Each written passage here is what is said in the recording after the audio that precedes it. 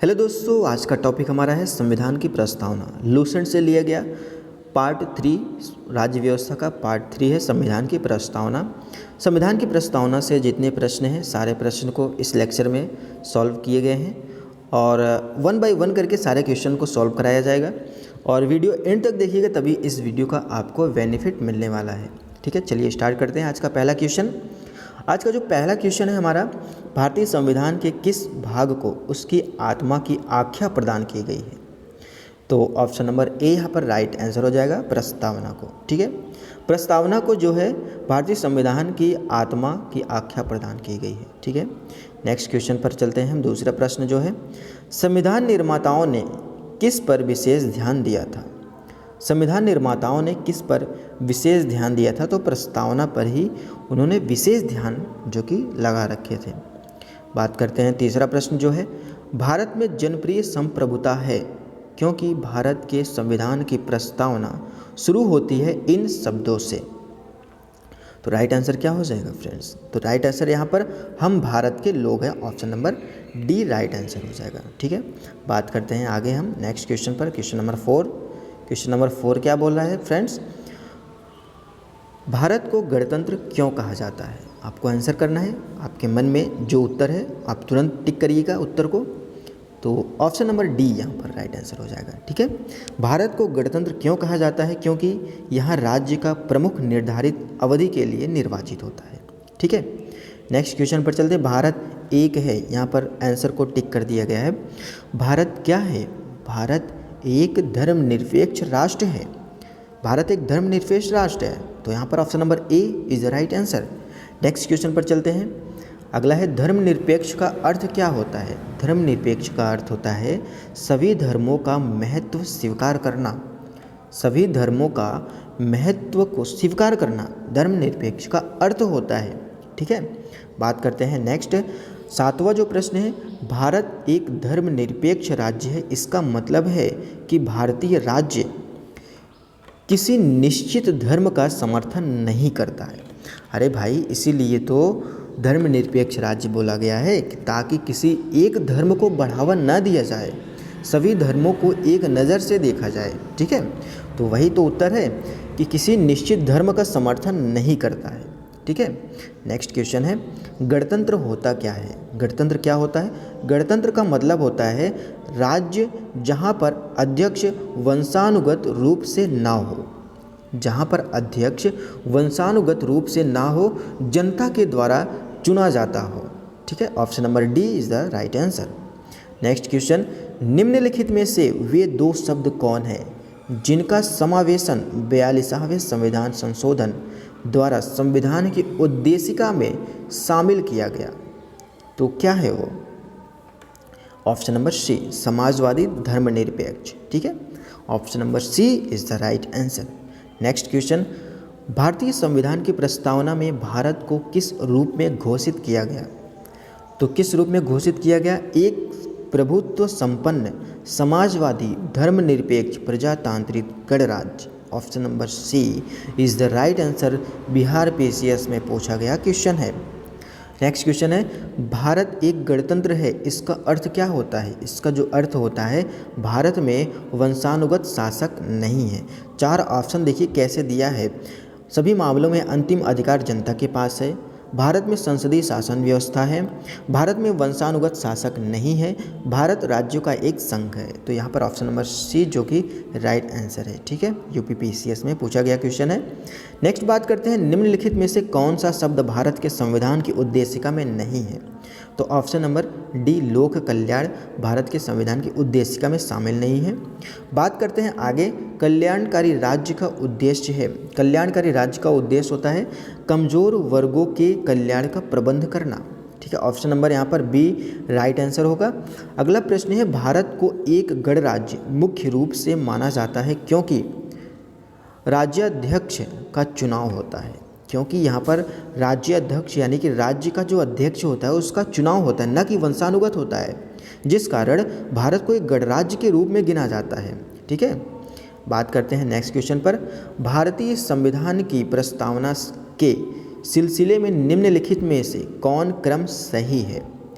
तो क्या हो जाएगा, ऑप्शन नंबर यहाँ पर डी हो जाएगा, सार्वभौम, सत्ता संपन्न, समाजवादी, धर्मनिरपेक्ष, जनवादी, गणतंत्र। ठीक, नेक्स्ट बात करते हैं। अगला जो प्रश्न है, संविधान की प्रस्तावना में प्रयुक्त शब्द सेकुलर का अर्थ होता है। तो सेकुलर का अर्थ आपको बताना है। ऑप्शन नंबर ए यहाँ पर राइट आंसर होगा, सभी धर्मों को धर्म एवं उपासना की स्वतंत्रता। सेकुलर का अर्थ होता है सभी धर्मों को धर्म एवं उपासना की स्वतंत्रता। नेक्स्ट बात करते हैं, शब्द धर्मनिरपेक्ष भारत के संविधान की प्रस्तावना में जोड़ा गया था, इसके विषय में निम्नलिखित कथनों में से कौन सही है।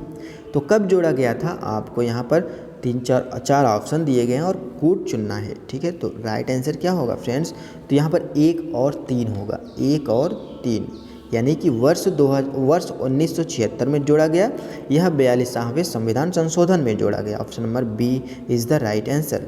नेक्स्ट क्वेश्चन की बारी आती है, भारतीय संविधान की प्रस्तावना में लिखित हम भारत के लोग हैं, we the people of the India से क्या अर्थ निकलता है। तो इसका अर्थ होता है ऑप्शन नंबर बी, संविधान का निर्माण भारत की जनता द्वारा हुआ है। बात करते हैं समाजवाद का अर्थ क्या होता है। समाजवाद का अर्थ होता है सामाजिक न्याय। Option number C is the right answer. भारतीय संविधान में समवर्ती सूची किसके संविधान से ली गई है। समवर्ती सूची ऑस्ट्रेलिया के संविधान से ली गई है। Option number D is the right answer. Next बात करते हैं, भारतीय संविधान की आत्मा किसे कहा जाता है। तो भारतीय संविधान की आत्मा पहला ही प्रश्न हमारा था। ठीक है, तो option number A right answer हो जाएगा। नेक्स्ट बात करते हैं, भारत में लौकिक सार्वभौमिकता है क्योंकि संविधान की प्रस्तावना प्रारंभ होती है हम भारत के लोग हैं शब्दों से। ये संविधान, हमारे संविधान खूबसूरती है, हमारे प्रस्तावना की खूबसूरती है कि हम भारत के लोग हैं शब्दों से हमारी प्रस्तावना प्रारंभ होती है, हमारी संविधान शुरू होता है। ठीक है, नेक्स्ट बात करते हैं, 23वां प्रश्न है कि भारतीय संविधान की प्रस्तावना पर किस क्रांति का प्रभाव नहीं झलकता है। तो चीन की क्रांति का प्रभाव नहीं झलकता है। ठीक है, option number D is the right answer. मूल भारतीय संविधान के अनुसार भारत एक है। भारत एक क्या है, ऑप्शन नंबर यहाँ पर कौन सा राइट होगा, ऑप्शन नंबर ए, भारत एक प्रभु संपन्न लोकतंत्रात्मक गणराज्य है। ठीक है, तो बात करते हैं नेक्स्ट क्वेश्चन पर। नेक्स्ट क्वेश्चन है, संविधान के अंतर्गत भारतीय लोकतंत्र के आदर्शों को हम कहाँ देख सकते हैं। भाग 1 में, प्रस्तावना में, भाग 3 में और भाग 4 में। तो भाग 1 में हम देख सकते हैं लोकतंत्र के आदर्शों को हम कहाँ देख सकते हैं, तो वह भाग 1 में लोकतंत्र के आदर्शों को देख सकते हैं। नेक्स्ट क्वेश्चन है, 42वें संविधान संशोधन 1976 द्वारा प्रस्तावना में किस शब्द को नहीं जोड़ा गया था। तो समाजवादी शब्द को नहीं जोड़ा गया था, बाकी धर्मनिरपेक्ष, गुटनिरपेक्ष, एकता और अखंडता शब्द को जोड़ दिया गया था। बात करते हैं नेक्स्ट, भारतीय संविधान की प्रस्तावना के बारे में कौन सा कथन सही है। तो राइट आंसर करना होगा कौन सा कथन, यहाँ पर सत्य कथन है। तो सत्य कथन को टिक करना होगा, ऑप्शन नंबर बी, उक्त शब्द 1976 में संशोधन द्वारा जोड़े गए हैं। ठीक है, बात करते हैं नेक्स्ट क्वेश्चन जो हमारा है, भारतीय संविधान ने किस प्रकार के लोकतंत्र को अपनाया है। तो भारतीय संविधान में किस प्रकार के लोकतंत्र को अपनाया है, तो राइट आंसर क्या हो जाएगा, ऑप्शन नंबर डी, लोकतांत्रिक गणराज्य को अपनाया है। ठीक है, बात करते हैं नेक्स्ट, भारतीय संविधान की प्रस्तावना में वर्णित लोकतंत्र को किस रूप में स्वीकार किया गया है। तो ऑप्शन नंबर डी यहाँ पर उपर्युक्त सभी राजनीतिक, आर्थिक, सामाजिक लोकतंत्र, यहाँ पर option number D right answer होगा। नेक्स्ट बात करते हैं, भारतीय संविधान की प्रस्तावना के अनुसार भारत के शासन की सर्वोच्च सत्ता किसमें निहित है। 30 का right answer option number A, जनता में निहित है। Option number A is the right answer. बात करते हैं नेक्स्ट, भारत की संप्रभुता, एकता तथा अखंडता को अक्षुण्ण बनाए रखने तथा उसकी रक्षा करने का प्रावधान किया गया है। किसमें किया गया है, तो right answer option number A हो जाएगा, ऑप्शन नंबर ए प्रस्तावना में। ठीक है, बात करते हैं अगला क्वेश्चन, भारतीय संविधान की प्रस्तावना में जिन आदर्शों एवं उद्देश्यों की रूपरेखा दी गई है उनकी आगे व्याख्या की गई है। क्या की गई है, मूल अधिकार राज्य के नीति निर्देशक सिद्धांत एवं मूल कर्तव्यों में। ठीक है, बात करते हैं नेक्स्ट क्वेश्चन। संविधान सभा में प्रस्तुत उद्देश्य प्रस्ताव में अभिव्यक्त विचार को भारतीय संविधान के किस भाग में पूर्णतः शामिल किया गया है? 43 का राइट आंसर क्या हो जाएगा? 33 का right answer option number A हो जाएगा, प्रस्तावना। नेक्स्ट क्वेश्चन बात करते हैं, भारतीय संविधान की प्रस्तावना से क्या स्पष्ट नहीं होता है? ऑप्शन नंबर सी यहाँ पर संविधान को लागू करने की तिथि स्पष्ट नहीं होता है। निम्नलिखित में से किन उद्देश्यों को भारतीय संविधान उद्घोषित नहीं करता है? तो राइट आंसर क्या होगा फ्रेंड्स? तो right answer option number D, अंतर्राष्ट्रीय शांति और सुरक्षा की अभिवृद्धि। ठीक है, अगला जो प्रश्न है, भारतीय संविधान की प्रस्तावना में देश का कौन सा नाम उल्लेखित है? 36 का right answer option number C, Bharat और इंडिया नाम उल्लेखित है। नेक्स्ट क्वेश्चन है, भारतीय संविधान किसके द्वारा स्वीकृत है? तो भारतीय संविधान जो है हमारे ऑप्शन नंबर यहाँ पर डी, भारत की जनता के द्वारा स्वीकृत है। ठीक है, भारत की जनता के द्वारा भारतीय संविधान स्वीकृत है। Option number D right answer होगा। नेक्स्ट क्वेश्चन है, भारत की संप्रभुता किस में निहित है? तो भारत की जो संप्रभुता है ऑप्शन नंबर डी, भारत की जनता में निहित है। ठीक है, भारतीय संविधान को संविधान सभा द्वारा अंगीकृत किया गया था, तो कब अंगीकृत किया गया?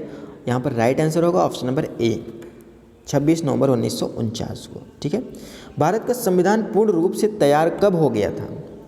तो भारत का संविधान पूर्ण रूप से 26 नवंबर 1949 को पूर्ण रूप से तैयार हो गया था, लेकिन पूर्ण रूप से लागू नहीं हुआ था उस दिन। भारतीय संविधान कब अंगीकार किया गया था? अंगीकार मतलब कब लागू किया गया? तो 30 यहाँ पर ऑप्शन नंबर 26 नवंबर 1949 को अंगीकार किया गया। ठीक है, अगला है, निम्न में से किस तिथि को भारतीय संविधान लागू किया गया? तो ऑप्शन नंबर यहाँ पर कौन सा राइट होगा? ऑप्शन नंबर ए, 26 जनवरी 1950 को। ठीक है, किस वर्ष भारत एक प्रभुत्व संपन्न प्रजातांत्रिक गणराज्य बना? प्रभुत्व संपन्न प्रजातांत्रिक गणराज्य कब बना? तो यहाँ पर right answer option number D, 1950 में। ठीक है, 1950 में। नेक्स्ट क्वेश्चन, अब तक भारत के संविधान की उद्देशिका में कितनी बार संशोधन किया जा चुका है? उद्देशिका में कितनी बार संशोधन किया जा चुका है? तो राइट आंसर क्या होगा फ्रेंड्स? तो यहाँ पर ऑप्शन नंबर ए हो जाएगा, एक बार। ऑप्शन नंबर ए, एक बार। भारत के संविधान की प्रस्तावना में प्रथम संशोधन कब किया गया? तो राइट आंसर क्या होगा? प्रथम संशोधन ऑप्शन नंबर सी, 1976 में। ठीक है, यहाँ पर कुछ कथन दिए गए हैं और उस कथन में अर्थ निकालना है और यह कथन कब कहा गया, ठीक है, कब जोड़ा गया। तो चलिए एक बार पढ़ते हैं। हम भारत के लोग हैं, भारत को एक संपूर्ण प्रभुत्व संपन्न समाजवादी पंथनिरपेक्ष लोकतांत्रिक गणराज्य बनाने के लिए तथा उसके समस्त नागरिकों को सामाजिक, आर्थिक और राजनीतिक न्याय, विचार, अभिव्यक्ति, विश्वास, धर्म और उपासना की स्वतंत्रता, प्रतिष्ठा और अवसर की समता प्राप्त करने के लिए तथा उन सब में व्यक्ति की गरिमा और राष्ट्र की एकता और अखंडता सुनिश्चित करने वाली बंधुता बढ़ने के लिए दृढ़ संकल्प होकर अपनी इस संविधान सभा में आज, यानी कि राइट आंसर क्या होगा? वही या इस डैश डैश में भरना है। तो right answer option number B, आज 26 नवंबर 1949 एतद द्वारा इस संविधान को अंगीकृत, अधिनियमित और आत्मर्पित करते हैं। ठीक है, तो यहाँ पर option number B right answer होगा। IAS 1997 का क्वेश्चन है। नेक्स्ट क्वेश्चन है, संविधान की प्रस्तावना सभी भारतीय नागरिकों को निम्न में से कौन सा एक उपलब्ध कराने के लिए वायदा नहीं करती? पूजा की समता। ऑप्शन नंबर डी यहाँ पर राइट आंसर होगा। नेक्स्ट बात करते हैं, 26 नवंबर 1949 को अंगीकृत भारतीय संविधान की प्रस्तावना में शब्द सम्मिलित नहीं थे। तो कौन शब्द सम्मिलित नहीं थे? 1, 2 और 3 समाजवादी, पंथ निरपेक्ष और अखंडता। यही तो भाई शामिल किया गया था 1976 में। 1976 में 42वां संविधान संशोधन करके यही सी तीनों शब्दों को शामिल किया गया। नेक्स्ट बात करते हैं, संविधान की उद्देशिका के संबंध में निम्न कथनों पर विचार करना है और दिए गए कोड की सहायता से आपको उत्तर चुनना है। ठीक है। तो यहाँ पर ऑप्शन नंबर बी 1, 2 और 4 पंडित नेहरू द्वारा प्रस्तुत ऑब्जेक्टिव प्रस्ताव अंतोदगत्वा उद्देश्य का बना, इसकी प्रकृति न्याय योग्य नहीं है, संविधान के विशिष्ट प्रावधानों को यह रद्द नहीं करता है। तो option number B is the right answer. Next question है, भारतीय संविधान की उद्देशिका में परिवर्तन किस संशोधन अधिनियम में किए गए थे? तो 42वां संशोधन अधिनियम 1976 में, ठीक है। प्रस्तावना का वह प्रावधान जो सभी वयस्क नागरिकों को मतदान का अधिकार प्रदान करता है तो प्रजातंत्र कहलाता है। Option number B is the right answer. Next question पर चलते हैं। नेक्स्ट क्वेश्चन है यहाँ पर, भारतीय संविधान के किस संशोधन द्वारा प्रस्तावना में 2 शब्द समाजवादी और धर्मनिरपेक्ष जोड़े गए थे? तो 42वें संविधान संशोधन में। भारतीय संविधान लागू हुआ था 26 जनवरी 1950 को। 42वें संविधान संशोधन द्वारा प्रस्तावना में निम्नलिखित शब्दों में कौन सा शब्द जोड़ा गया था? समाजवाद शब्द, ठीक है। बात करते हैं नेक्स्ट दोनों प्रश्नों पर भी चर्चा कर लेते हैं। भारतीय संविधान के किस भाग में स्पष्ट रूप से घोषणा की गई कि भारत एक धर्मनिरपेक्ष राज्य है? तो वो प्रस्तावना में घोषणा करी गई थी। नेक्स्ट और अंतिम प्रश्न है, संविधान की प्रस्तावना में भारत को कहा गया, क्या कहा गया? सर्वसत्ताधारी समाजवादी धर्मनिरपेक्ष लोकतांत्रिक गणराज्य। तो ये रहे भारत की इस प्रस्तावना से लिए गए प्रश्न। अब बात करते हैं हम नेक्स्ट टॉपिक संविधान की विशेषताओं से, ठीक है। बात करेंगे नेक्स्ट टॉपिक में, मिलते हैं अगले वीडियो में संविधान की विशेषताओं पर राज्य व्यवस्था का, जो कि अगला टॉपिक रहेगा। तब तक के लिए गुड बाय, टेक केयर, और जाते जाते हमारे चैनल को सब्सक्राइब और शेयर ज़रूर करके जाइएगा। Thank you.